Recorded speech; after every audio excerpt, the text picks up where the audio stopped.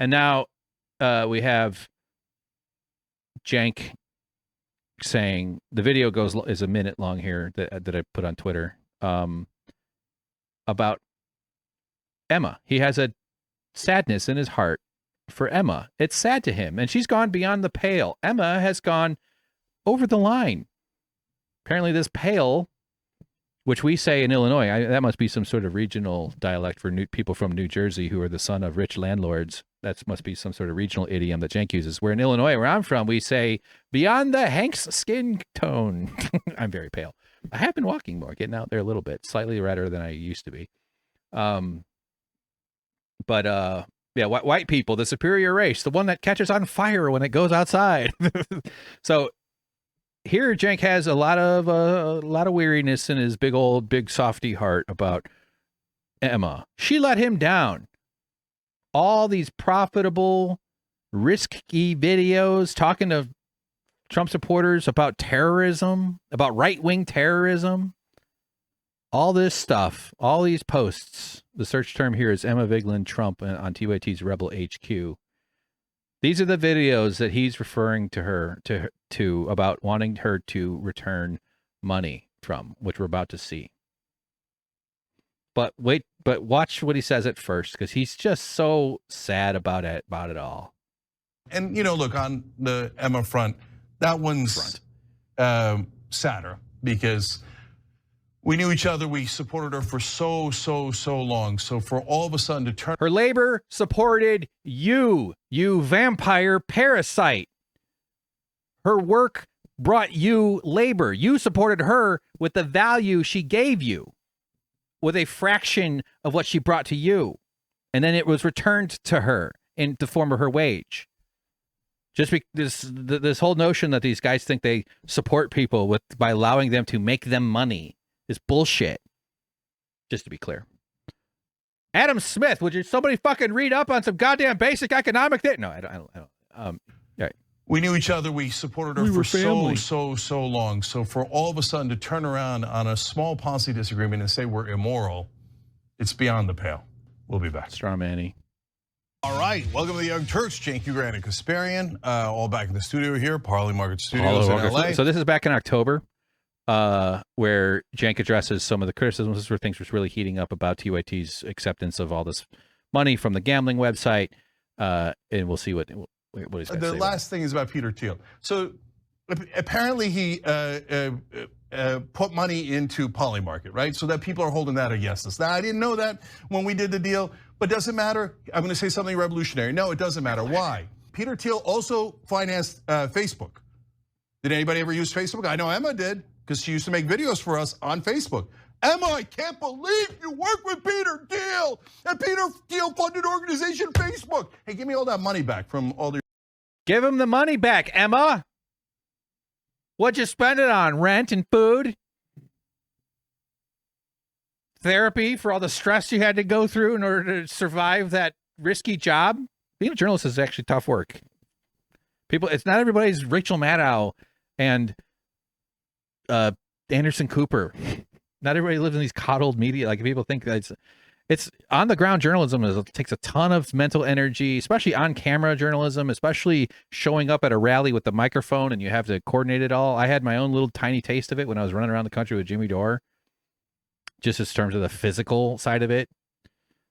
I was making, my day rate was $300 a day, right? And Jimmy was still friendly with TYT back in 2016. So Jimmy, and this was sort of a code Jimmy TYT joint.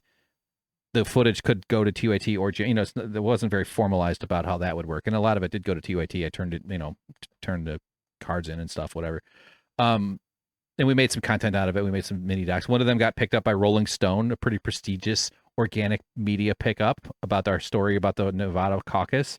That was pretty cool. I was right in the middle of it, standing there, spinning the camera around as all this chaos going around me because they had miscounted it and they fucked up this room. It was pretty interesting. Please don't leave. Now he's in. Please don't leave.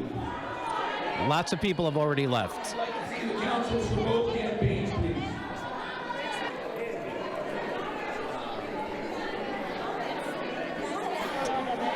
You see how organized it is. Shit's falling out of his hand left and right.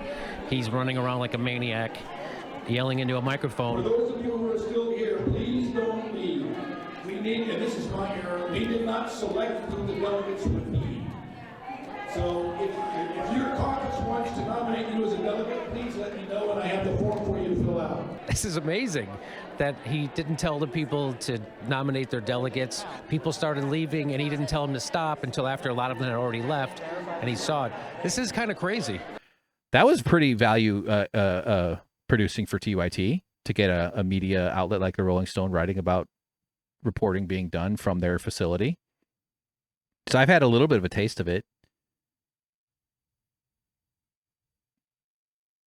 I forgot what I was saying. God damn it. Okay. Forgot what I was saying. I had to I had to stop the recording, watch it. My day rate for that time around then was $300, which is pretty low pay for carrying around a backpack full of gear, being a cameraman, being a sound operator, laptop, doing editing, producing, running around, chasing stuff around. It's $300 a day. If you do 5 days a week at 300, that's $1,500 a week. That shakes out to around $75K a year.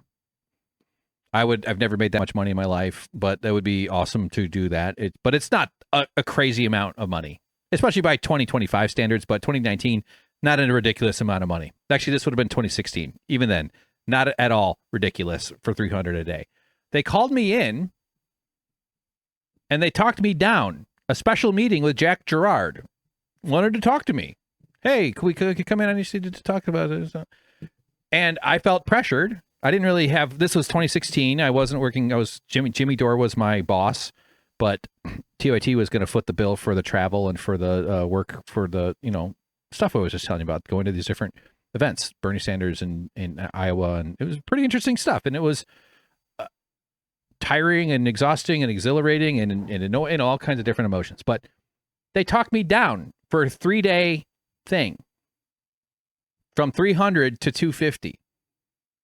Just a little squeeze, a little extra squeeze out of it. They needed $150 from me.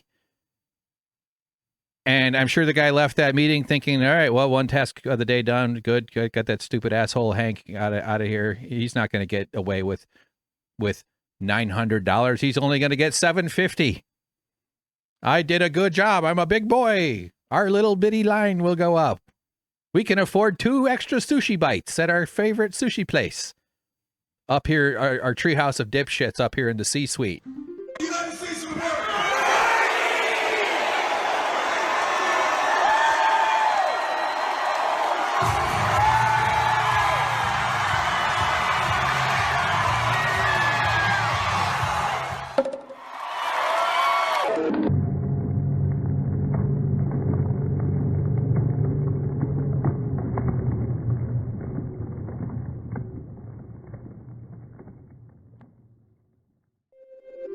So just give you an example of the way that TYT treats people who work for them in terms of money. I don't know what Emma was paid. I know that she showed up. She did a lot of good work for them. And she's supposed to owe Cenk money, screaming and yelling, give me the money back. Give me all the money back. Give me the money. Your videos on Facebook, because Peter Thiel financed Facebook. You going to do that? And back from all one of your the videos points that on I keep Facebook. making, and as we're about to see, our friend Matt Binder, who I got to finally talk to on the Leftist Mafia, I want to call into a show and have a personal talk with him because Hank lights on Binderhead. But you're about to see Matt Binder here. But he made a comment very succinctly, sums up a lot of what I'm trying to point out about Cenk. He doesn't respect his audience. When he tells his audience, when Hansi called in and asked him about being a union buster, and he says, no, I'm definitely not a union buster, with those articles out there, that's a huge sign. Are you a union buster? No, I'm definitely not a union buster. So There's evidence that proves otherwise, though. what evidence? All right, brother, you've had a nice run. Bye-bye. Okay, so, but let me address that.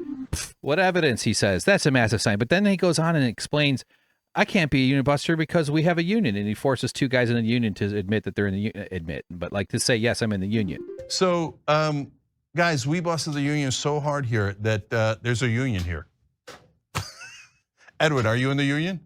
Ed was in the union. Look at that. Oh, that's so weird. John, you in the union? Yes, I am. Huh. They appear to be entirely unbusted. So, guys, this is a thing that happened 4 years ago. And they, oh my God, they're the union busters. We had, union came in, IATSE.